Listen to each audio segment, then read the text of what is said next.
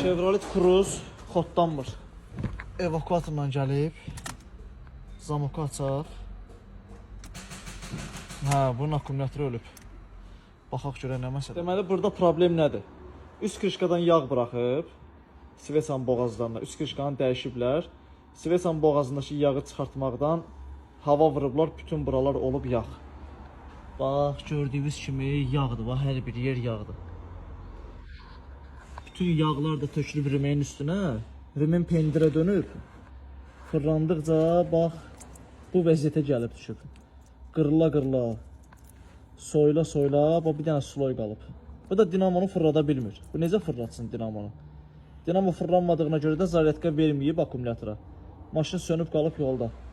İndi bunun bir dənə rimeni dəyişiləcək. Bir də akkumulator zaryadkaya qoyulacaq. Vəsə, maşında problem yoxdur.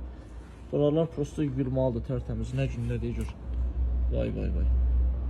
Rimenin qısoklarına bax. Akkumulatorunu sökmüşük. Təzə bir dənə akkumulator qoyacaq, xodlayacaq maşına, akkumulatorun şotuna. Maşın veriləcək başqa ustaya rimen dəyişmək üçün. Bu problemlər aradan qalxmalıdır, çünki yağ axıtmaq problemləri bizim sahəyə aid deyil. Biz maşını xodlayacaq, əsas odur ki, səbəbini tapdıq. Təhvil verəcəyik başqa ustaya. Akkumulatoru qoymuşuq. Zamoku açırıq. Maşın normal vəziyyətdə xodlanır. Akkumulatorun işarəsinə diqqət edin. Dinamo zaryadka vermədiyinə görə bu vəziyyətdədir.